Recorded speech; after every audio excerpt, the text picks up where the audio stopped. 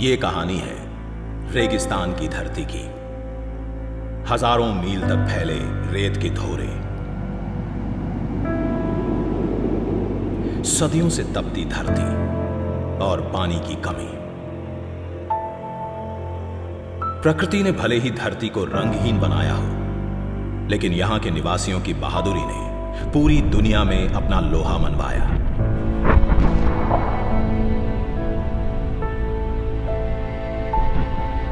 आसमान छूते किले महल बनवाए,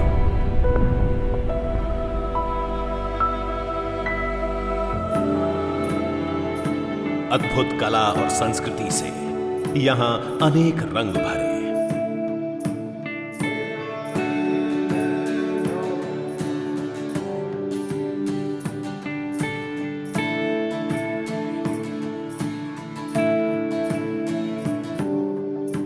आज भी यहां की हवाओं में पन्ना धाय के त्याग, अमृता देवी के बलिदान और मीराबाई की आस्था की कहानियां गूंजती हैं।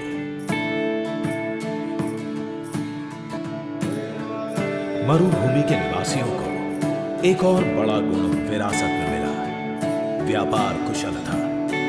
कुशलता ऐसी कि जिसे छू ले उसे सोना बना दे। 14वीं शताब्दी में ही यहां के कारोबारियों ने सिल्क रूट व अन्य ट्रेड रूट से विदेशों तक व्यापार करना शुरू कर दिया था। धीरे धीरे दुनिया खुलने लगी तो ये कहां घर बैठने वाले थे। 16वीं 17वीं शताब्दी में ये प्रदेश के बाहर दूर जाने और बसने लगे। कहा जाता है कि जब वो पहली बार अपने पुरखों के घर छोड़कर गए तो उनके पास पूंजी के रूप में सिर्फ लोटा डोर थे, लेकिन आगे जो होने वाला था वो पूरी दुनिया में एक मिसाल था। 17वीं शताब्दी में नागौर के हीरानंद साहू पटना गए। इनके बेटे माणिक चंद ने नवाब मुर्शीद कुली खां के साथ मिलकर बंगाल की नई राजधानी मुर्शिदाबाद बसाई। आगे चलकर माणिक चंद को नगर सेठ और इनके बेटे फतेह चंद को जगत सेठ की उपाधि दी गई। ब्रिटिश इतिहासकार एंड्रयू जॉर्ज लिटिल का कहना है कि जगत सेठ के खजाने में इतनी चांदी थी कि वो गंगोत्री पर इस चांदी का पुल बना सकते थे।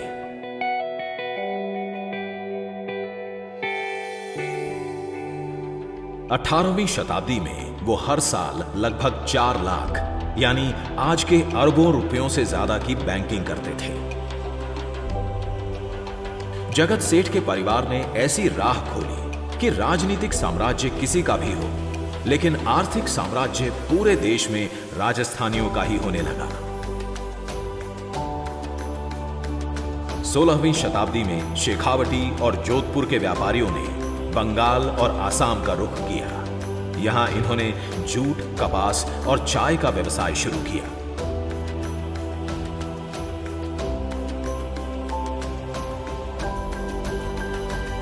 सन 1800 की शुरुआत में राजस्थानी पगड़ी बंबई में भी नजर आने लगी।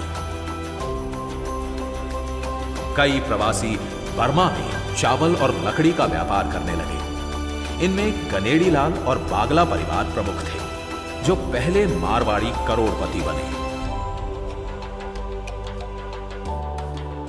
1820 तक सोजीराम हरदयाल, ताराचंद घनश्याम दास, चैन रूप संपत राम, गुरुमल सहाय पोद्दार की फर्म्स ने इंग्लैंड, जापान, चीन तक में अपनी शाखाएं स्थापित कर ली। एक कहावत यह भी थी कि जहां न पहुंचे रेलगाड़ी वहां पहुंचे बैलगाड़ी, और जहां न पहुंचे बैलगाड़ी वहां पहुंचे मारवाड़ी।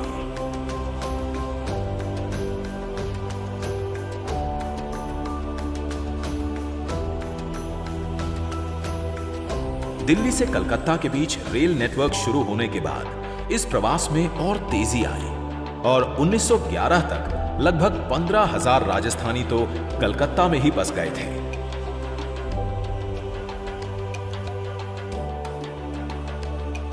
20वीं शताब्दी में राजस्थानियों ने दिल्ली बंबई में अपनी मिल्स लगाना शुरू किया। लखनऊ, वाराणसी, हाथरस, कन्नौज बड़ी संख्या में राजस्थानियों के केंद्र बने। वे पूर्व में आसाम से लेकर पश्चिम में बंबई तक फैल चुके थे।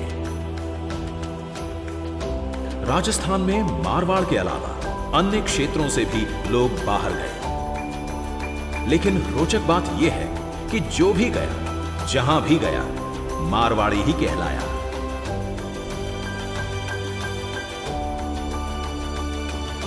छोटी छोटी गद्दियों से शुरू हुआ व्यवसाय का सफर जल्दी ही अंतर्राष्ट्रीय स्तर तक पहुंच गया। रामनारायण रोइया और गोविंद राम सेकसरिया कॉटन किंग बने।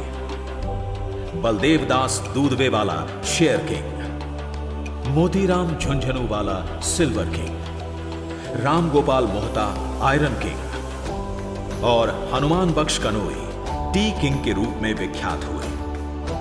कपास और जूट से लेकर चाय, अबरक, हैसियत, सोना चांदी, अनाज, बीमा, बैंकिंग, राजस्थानियों को जहां भी जिस भी व्यवसाय में संभावना दिखी वहीं अपनी धाक जमाई। यहां तक कि पहला भारतीय बैंक ओमकारमल सराफ और बलदेव दास दूधवेवाला ने स्थापित किया था। आज राजस्थानी दुनिया के 190 से ज्यादा देशों में रह रहे हैं। ये कड़ी मेहनत, व्यावसायिक नैतिकता और जन सेवा से अनेक क्षेत्रों में बुलंदियों पर पहुंचे हैं। राजस्थान के बिड़ला, बजाज, गोयंका, डालमिया, सिंघानिया, मोदी, पोद्दार, खेतान और भी असंख्य नाम हैं जिन्होंने व्यापार जगत में अपनी प्रतिष्ठा बनाई। अनेक राजस्थानियों ने आजादी की लड़ाई में अपना अमूल्य योगदान दिया। यहां तक कि कई तो फांसी के फंदे पर झूल गए।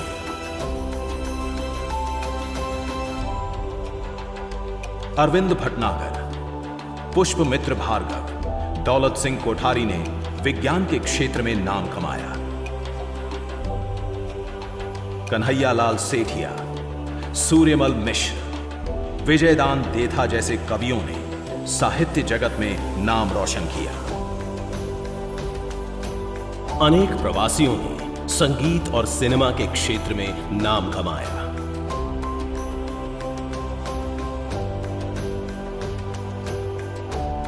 देश के लिए लहू बहाने में भी राजस्थानी रणबांकुरे सबसे आगे रहे हैं। राजपूताना राइफल्स और जाट रेजिमेंट में राजस्थानी जवानों ने अपनी बहादुरी का लोहा मनवाया है।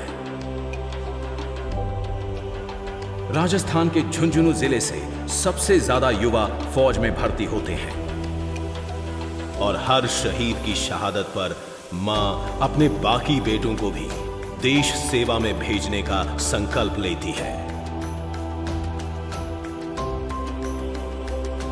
राजस्थान की इस वीर भूमि के लिए राष्ट्रकवि रामधारी सिंह दिनकर ने कहा था कि जब जब मैं राजस्थान की वीर प्रसविनी धरती पर कदम रखता हूं तो मेरा हृदय कांप जाता है कि कहीं मेरे पैर के नीचे किसी वीर की समाधि ना हो, किसी वीरांगना का थान ना हो। मातृभूमि से कर्म भूमि की ओर गमन करने वाले प्रवासियों का मातृभूमि से जुड़ाव कभी कम नहीं हुआ। राजस्थान के प्रवासियों ने कुएं, बावड़ी, जलाशय बनवाए। राजस्थान के कई क्षेत्रों, खासतौर पर शेखावटी के गांव-गांव में आज भी धर्मशालाएं, हॉस्पिटल, स्कूल, मंदिर आदि हैं जिनका निर्माण यहां के प्रवासी भामाशाहों ने करवाया। बदलते वक्त के साथ प्रवासियों ने कॉलेज और ट्रेनिंग सेंटर्स भी खोले। अपने समाज, गांव, कस्बे और राज्य की तरक्की में अपना योगदान दिया।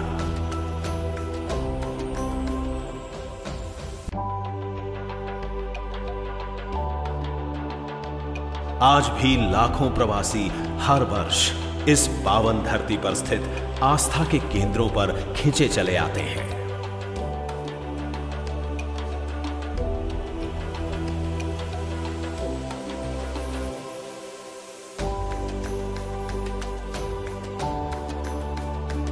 आज का राजस्थान एक नया राजस्थान है जो देश दुनिया में अपनी एक अलग पहचान बना रहा है।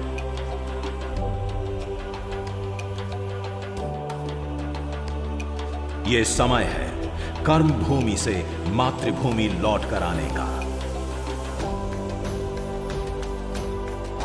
राजस्थान की ये धरती अपने प्रवासियों के स्वागत में बाहें फैलाकर खड़ी है।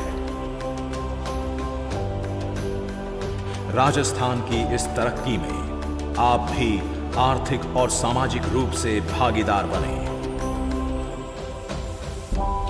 आइए हम साथ मिलकर राइजिंग राजस्थान का सपना साकार करें।